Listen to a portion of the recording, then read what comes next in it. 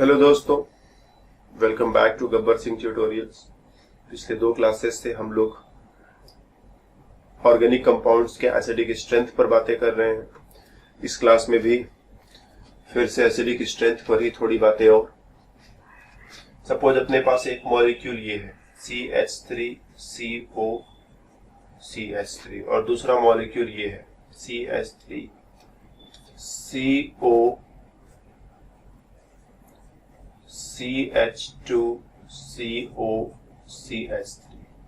इन दोनों में acidic strength का कंपैरिजन करना है। अगर ये एसिड की तरह से काम करे और ये एसिड की तरह से काम करे तो कौन स्ट्रॉन्गर एसिड होगा। और पिछले क्लासेज में जो कॉन्सेप्ट हम लोगों ने सीखा है, एसिड का कॉन्जुगेट बेस चेक करते हैं। कॉन्जुगेट बेस जितना ज्यादा स्टेबल, एसिड का स्ट्रेंथ उतना ज्यादा, मतलब एसिड उतना ही स्ट्रॉन्गर। तो अगर हम यहां से एक H+ निकाल दें तो H+ निकालने से मेरे को मिलेगा CH2-, माइनस मतलब यहाँ लोन पेयर होगा। लोन पेयर को डोनेट करोगे, यहाँ बॉन्ड बनाओगे और इलेक्ट्रॉन ऑक्सीजन पर जाएगा, तो इसमें एक रेजोनेंस स्ट्रक्चर मिलेगा। और ध्यान देना, ये रेजोनेंस स्ट्रक्चर हमने बना लिया। ऑक्सीजन काफी इलेक्ट्रोनेगेटिव है तो ये नेगेटिव चार्ज को स्टेबल बनाता है। तो यहाँ पर जो नेगेटिव चार्ज आएगा वो अकेले कार्बन को नहीं उठाना है, बल्कि कार्बन और ऑक्सीजन दोनों मिलकर के, कभी कार्बन पर कभी ऑक्सीजन पर, कभी ऑक्सीजन पर कभी कार्बन पर चलता रहेगा। तो दोनों मिलकर के इसको स्टेबल बना रहे हैं। इसमें क्या कर सकते हैं, देखो यहां से हाइड्रोजन हटाने के बारे में सोचा जा सकता है, यहां से हाइड्रोजन हटाने के बारे में सोचा जा सकता है, और यहां से हाइड्रोजन हटाने के बारे में सोचा जा सकता है।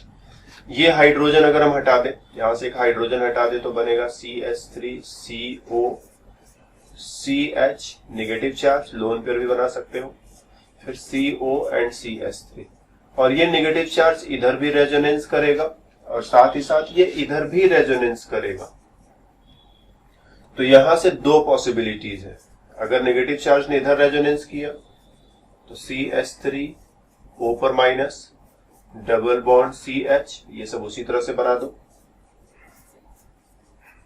और नेगेटिव चार्ज ने अगर इधर रेजोनेंस किया होता तो जो अगला स्ट्रक्चर हमारे हाथ में आता CH, डबल बॉन्ड O पर माइनस CH3, और इधर वाली चीजें उसी तरह से बना दी जाए। तो नेगेटिव चार्ज एक बार कार्बन पर, एक बार इस वाले ऑक्सीजन पर, एक बार उस वाले ऑक्सीजन पर, और दोनों ऑक्सीजन मिलकर के नेगेटिव चार्ज को खूब अच्छे से स्टेबल बना सकते हैं।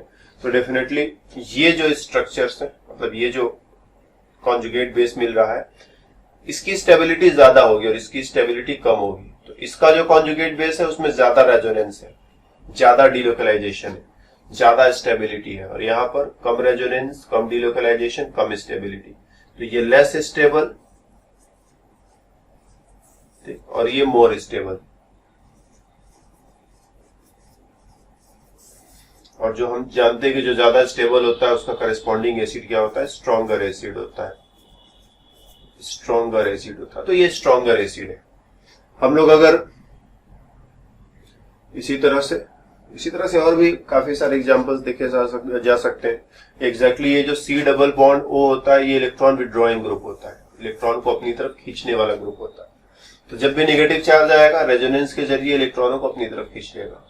जब भी नेगेटिव चार्ज आएगा, रेजोनेंस के जरिए इलेक्ट्रॉनों को अपनी तरफ खींच लेगा। तो C double bond O electron खींचने वाला ग्रुप है, और इलेक्ट्रॉन खींचने वाला ग्रुप है तो एसिडिक स्ट्रेंथ को बढ़ाएगा। एक बार इधर इसने इलेक्ट्रॉन खींचा, एक बार इसने इधर इलेक्ट्रॉन खींचा, नेगेटिव चार्ज एक बार उधर गया, एक बार इधर गया, दोनों तरफ से स्टेबिलिटी बढ़ गई। तो इस पॉइंट को हम लोग माइंड में रखेंगे कि जरूरत पड़े तो ऐसे सिचुएशंस को सॉल्व करेंगे। एक और रिलेटिव सिचुएशन, मेरे पास एक मॉलिक्यूल ये है, डबल बॉन्ड, दूसरा मॉलिक्यूल ये है, डबल बॉन्ड। इन दोनों के एसिडिक स्ट्रेंथ का कंपैरिजन करना है, कौन स्ट्रॉन्गर एसिड, कौन वीकर एसिड, फिर से ये कंपैरिजन करना है। तो देखो यहां पर 2 हाइड्रोजन है, चलो एक बॉन्ड ब्रेक कर दिया तो क्या हो जाएगा, यहां पर माइनस का चार्ज आएगा, एक हाइड्रोजन बचा रहेगा, उसको छुपा रहने दो। ये दोनों डबल बॉन्ड उसी तरह से, यहां पर भी इसी तरह से 2 हाइड्रोजन है, एक बॉन्ड ब्रेक करो, H पर प्लस और कार्बन पर माइनस। अब जो स्ट्रक्चर मेरे को मिलेगा, इस कार्बन पर माइनस, एक हाइड्रोजन बचा है, छुपा करके रखो, बहुत लिखने की जरूरत नहीं है। तो इसका कॉन्जुगेट बेस ये रहा, इसका कॉन्जुगेट बेस ये रहा। दोनों में से कौन ज्यादा स्टेबल है? तो हम लोगों ने एरोमेटिसिटी पढ़ा हुआ है, हम लोग जानते हैं यहां पर ये डीलोकेलाइजेशन होगा, साइक्लिक डीलोकेलाइजेशन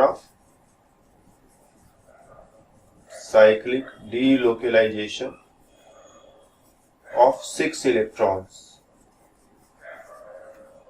और इसकी वजह से ये एरोमेटिक है। और एरोमेटिक होने का मतलब इसमें स्पेशल स्टेबिलिटी है, स्पेशल स्टेबिलिटी है, और इस स्पेशल स्टेबिलिटी की वजह से ये स्ट्रॉन्गर एसिड हो जाएगा। इसमें एरोमेटिसिटी नहीं है, इसमें भी देखा जाए तो 2 इलेक्ट्रॉन यहाँ, 2 इलेक्ट्रॉन यहाँ, 2 इलेक्ट्रॉन यहाँ, 6 इलेक्ट्रॉनों का डीलोकेलाइजेशन है। लेकिन डीलोकेलाइजेशन में 1 2 3 4 और ये 5 एटम्स पार्टिसिपेट करेंगे, ये वाला आइटम पार्टिसिपेट नहीं करेगा, तो ये एरोमेटिक नहीं है, इसमें वो स्टेबिलिटी नहीं हो सकती जो यहाँ पर है। तो एरोमेटिक होने की वजह से इसका नेगेटिव चार्ज बहुत बहुत बहुत स्टेबल है।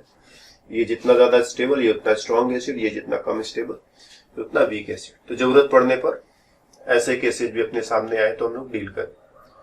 फिर एक थर्ड बड़ा ही इंपॉर्टेंट सिचुएशन, सपोज अपने पास ऐसा सिचुएशन है R CH2CH3, R CH double bond CH2, R C triple bond CH, और मेरे को इन तीनों के एसिडिक स्ट्रेंथ का कंपैरिजन करना है, इसके तीनों के एसिडिक स्ट्रेंथ का कंपैरिजन करना है, बहुत ही इंपॉर्टेंट है। कैसे हम लोग ये कंपैरिजन करेंगे? चलो यहां से H निकाल दिया तो क्या हो जाएगा CH2 माइनस, यहां से H निकाल दिया CH double bond CH minus, और यहां से H निकाल दिया C triple bond C minus. ये 3 नेगेटिव चार्ज, ये ज्यादा स्टेबल, ये ज्यादा स्टेबल या ये ज्यादा स्टेबल, ये मेरे को समझना है। तो यहां पर स्टेबिलिटी हम लोग कैसे निकालेंगे, हम लोग मतलब स्टेबिलिटी का कंपैरिजन कैसे करेंगे? हम लोग हाइब्रिडाइजेशन की मदद लेंगे। जब ये कार्बन कार्बन सिंगल बॉन्ड है तो ये sp3 और sp3, डबल बॉन्ड हुआ तो sp2 और sp2, ट्रिपल बॉन्ड हुआ तो sp एंड sp। हाइब्रिडाइजेशन निकालना अगर तुम्हें नहीं आता है तो केमिकल बॉन्डिंग में एक छोटा सा लेक्चर होगा मेरा, उसको पढ़ करके हाइब्रिडाइजेशन निकालना तुम बहुत आसानी से सीख सकते हो और हमेशा काम करेगा। तो 15 मिनट का टॉपिक है, उसके लिए हमेशा फजीहत में रहना कोई अच्छी बात नहीं है। कोई मुश्किल हो तो 15 मिनट पढ़ो और हाइब्रिडाइजेशन तुम्हें आ जाएगा। तो हाइब्रिडाइजेशन sp3 sp2 sp, ठीक।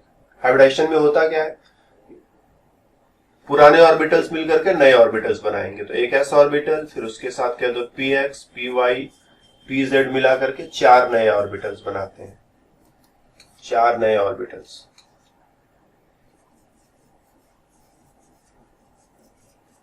तो कहते हैं एक s ऑर्बिटल और 3 p ऑर्बिटल है तो sp3 है। अब ये जो नया वाला ऑर्बिटल बनेगा उसमें 25% इसका हिस्सा, 25% इसका हिस्सा, 25% ये, 25% जो भी, मतलब चारों में से कोई एक ऑर्बिटल उठा लो, ठीक, चारों में से कोई भी एक ऑर्बिटल उठा लो तो उसमें से 25% ये, 25% ये, 25% ये, 25% ये। जैसे मान लो तुमने एक सब्जी बनाई, सब्जी में क्या किया, एक बड़ा सा टमाटर डाला, एक गोभी डाला, ठीक, एक चलो मान लो तुमने 100 ग्राम पनीर या 200 ग्राम पनीर लाए, वो पनीर भी उसमें तुमने डाल दिया, और तीसरा एक कोई और एक आइटम का नाम चुन लिया जाए, गोभी की सब्जी हो गई, चलो एक आलू भी उसी में थोड़ा तुम ला करके डाल दिया। एक आलू लाए, एक टमाटर, एक गोभी और एक पनीर का टुकड़ा, चारों को मिला करके तुमने सब्जी बनाई और 4 लोग उसको जो है अब डिवाइड करके 4 प्लेट में बराबर बराबर डिवाइड किया और खा रहे हो। तो प्रत्येक के हिस्से में जो टमाटर था उसका 25% हिस्सा आएगा, गोभी था उसका भी 25% हिस्सा आएगा, आलू था उसका भी 25% हिस्सा आएगा, और एक और आइटम था पनीर था उसका भी 25% हिस्सा प्रत्येक प्लेट में जाएगा। तो कुछ वैसा ही कि 4 नए ऑर्बिटल्स हैं, इसमें से किसी एक ऑर्बिटल को देखेंगे तो उस ऑर्बिटल के अंदर 25% s और बाकी 75% p। और अगर sp2 हाइब्रिडाइजेशन होता है तो s ऑर्बिटल उसके साथ px प्लस py ऑर्बिटल कोई भी लिया जा सकता है, px py pz में से कोई भी 2 ऑर्बिटल लिए जा सकते हैं, तो हमने px और py ले लिया, मिलाकर के 3 नए ऑर्बिटल्स बनाएंगे। और किसी भी ऑर्बिटल के अंदर देखोगे तो s ऑर्बिटल नियरली 33.3%, ये भी 33.3% और ये भी 33.3%, मतलब इन दोनों को मिलाकर के p जो है नियरली 66.6% और s जो है 33.3%। तो इस ऑर्बिटल में इसके अंदर 25% s है, बाकी p है, और यहां पर जो ऑर्बिटल्स बनेंगे उसके अंदर 33.3% s है और बाकी जो है p है। और अगर sp हाइब्रिडाइजेशन हो तो s के साथ कह दो px को हमने मिला दिया और दोनों को मिला करके दो नए ऑर्बिटल्स बनाएंगे, दो नए ऑर्बिटल्स, और इसमें जो है 50% s जाएगा और 50% p जाएगा। तो sp हाइब्रिडाइजेशन में जो नया वाला ऑर्बिटल बनेगा उसमें 50% s 50% p। sp2 हाइब्रिडाइजेशन में जो नया ऑर्बिटल बनेगा 33.3% s रहेगा और बाकी p रहेगा, और इसमें क्या 25% s रहेगा और बाकी का p रहेगा। तो अब हम सीधे सीधे बात कर ले, sp3 sp2 एंड sp, ठीक, परसेंटेज एस कैरेक्टर, यहां पर है 25%, यहां पर है 33.3% और यहां पर है 50%, यहां पर है 50%। एस ऑर्बिटल छोटा होता है और पी ऑर्बिटल बड़ा होता है। एस ऑर्बिटल छोटा होता है, पी ऑर्बिटल बड़ा होता है। तो अगर तुम छोटा ऑर्बिटल मिलाओगे तो जो बनने वाला रिजल्टिंग ऑर्बिटल है वो भी छोटा होगा। जैसे तुम एक सब्जी बना रहे हो, सब्जी में छोटी सी गोभी खरीद कर लाओ मिला दो, सब्जी भी थोड़ा सा बनेगा। बड़ा सा गोभी खरीद कर लाओ और सब्जी में मिला दो तो सब्जी भी खूब ढेर सारा हो जाएगा। तो एस ऑर्बिटल छोटा होता है, इसका कंट्रीब्यूशन जितना ज्यादा रहेगा रिजल्टिंग ऑर्बिटल उतना ही छोटा होगा। S orbital is smaller, more contribution of s orbital, more contribution of s orbital leads to smaller hybrid orbital। तो यहां पर जो ऑर्बिटल बनेगा, देखो इसमें 50% है, s काफी ज्यादा है, यहां पर s थोड़ा कम, यहां पर s सबसे कम। तो जहां पर s सबसे ज्यादा होगा वहां पर ऑर्बिटल सबसे छोटा होगा, और जहां पर s सबसे कम होगा वहां पर ऑर्बिटल सबसे बड़ा होगा। तो कह दो इसका ऑर्बिटल बड़ा सा है और इसका ऑर्बिटल छोटा है और इसका ऑर्बिटल दोनों के बीच में। ऑर्बिटल बड़ा है तो मतलब क्या है, देखो यहाँ न्यूक्लियस है, न्यूक्लियस में प्रोटॉन रहते हैं और इस ऑर्बिटल में इलेक्ट्रॉन इधर घूम रहे हैं। यहाँ प्रोटॉन और यहाँ इलेक्ट्रॉन, यहाँ प्रोटॉन और यहाँ इलेक्ट्रॉन। तो प्रोटॉन इलेक्ट्रॉन दूर दूर है, पास पास है, यहाँ बहुत पास पास है। जितना पास उतना ज्यादा अट्रैक्शन होगा, जितना ज्यादा अट्रैक्शन होगा इलेक्ट्रॉन की स्टेबिलिटी उतनी ज्यादा रहेगी। तो छोटे ऑर्बिटल में इलेक्ट्रॉन ज्यादा स्टेबल होता है, ठीक। स्मॉलर ऑर्बिटल मीन्स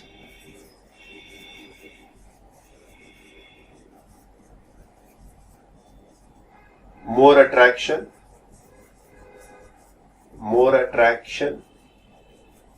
between, ऐसा लिखते हैं, more attraction between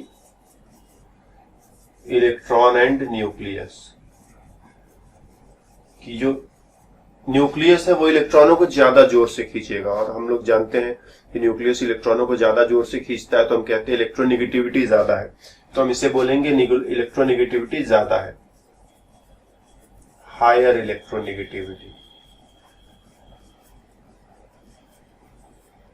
तो इस हिसाब से हम कह सकते हैं कि जो sp3 कार्बन है, sp3 carbon, sp2 carbon and sp carbon, इधर की तरफ इलेक्ट्रोनिगेटिविटी बढ़ रही है, इलेक्ट्रोनिगेटिविटी इंक्रीज कर रही है। क्यों इंक्रीज कर रही है? क्योंकि ऑर्बिटल छोटा हो जाएगा, ऑर्बिटल छोटा रहेगा तो न्यूक्लियस इलेक्ट्रॉनों को जोर से खींचेगा, और जितना ज्यादा जोर से खींचेगा हम कहेंगे उतना ज्यादा इलेक्ट्रोनिगेटिव है। और इलेक्ट्रोनिगेटिविटी बढ़ रही है तो निगेटिव चार्ज की stability, stability of negative charge,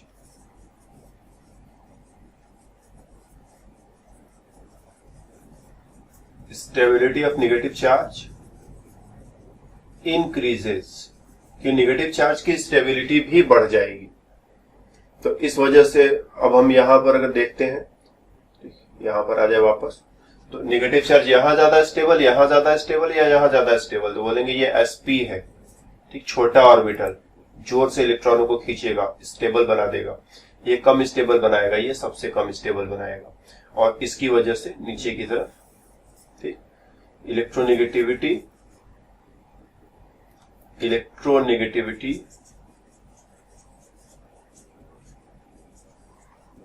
increasing stability increasing और एसिडिक स्ट्रेंथ, ठीक, एसिडिक स्ट्रेंथ इसका, एसिडिक स्ट्रेंथ वो भी इंक्रीजिंग। तो सिंगल बॉन्ड रहता है तो एल्केन कहते हो, डबल बॉन्ड रहता है तो एल्कीन कहते हो, ट्रिपल बॉन्ड रहता है तो एल्काइन कहते हो। तो एल्काइंस में ये हाइड्रोजन काफी एसिडिक होता है, एल्कीन्स में ये हाइड्रोजन उतना एसिडिक नहीं है, एल्केन्स में ये हाइड्रोजन उतना एसिडिक नहीं है। जैसे इसके लिए हम लोग एक एक्सपेरिमेंटल एविडेंस देखें तो अगर सपोज अपने पास कंपाउंड ये है और अगर अपने पास कंपाउंड ये है और अगर अपने पास कंपाउंड ये है, ठीक है, आर की जगह कोई भी एल्किल ग्रुप लगा लेना, हम इसका रिएक्शन सोडियम से कराएं तो ये हाइड्रोजन एसिडिक है और इतना एसिडिक है कि सोडियम से रिएक्शन कर जाएगा। तो तुम देखोगे यहां पर सोडियम और हाइड्रोजन यहां से डिस्प्लेस करा दो, 1/2H2 गैस बन करके उड़ जाएगा। इसका रिएक्शन सोडियम से कराओ तो तुम देखोगे नो रिएक्शन, रिएक्शन हुआ ही नहीं। इसका रिएक्शन सोडियम से कराओ, तुम देखोगे नो रिएक्शन। हाइड्रोजन अगर एसिडिक हो जाता है, अच्छा खासा एसिडिक हो जाता है, तो वो सोडियम के साथ रिएक्शन कर जाता है। तो एल्काइंस में ट्रिपल बॉन्डेड कार्बन के साथ जो H कनेक्टेड होता है वो इतना एसिडिक होता है कि सोडियम से रिएक्शन कर सकता है, जबकि एल्केन्स और एल्कीन्स में कार्बन कार्बन सिंगल बॉन्ड है तो एल्केन, डबल बॉन्ड है तो एल्कीन, ट्रिपल बॉन्ड है तो एल्काइन। एल्काइन का हाइड्रोजन रिएक्शन कर जाएगा, एल्केन्स और एल्कीन्स में जो हाइड्रोजन है वो सोडियम के साथ रिएक्शन नहीं करेगा। तो इस क्लास में हमने एसिडिक स्ट्रेंथ को थोड़ा और आगे, थोड़े और ऊंचे लेवल पर हम लोग लेकर के चले गए। जैसे जैसे हम लोग ऐसे ही आगे बढ़ते चले जाएंगे वैसे वैसे हमारा नॉलेज जो है वो और भी स्ट्रांग होता जाएगा। तो फिलहाल आज की क्लास में हमारी तरफ से इतना ही, फिर मिलेंगे अगले क्लास में तो बातें और भी होंगी। तब तक के लिए बाय बाय।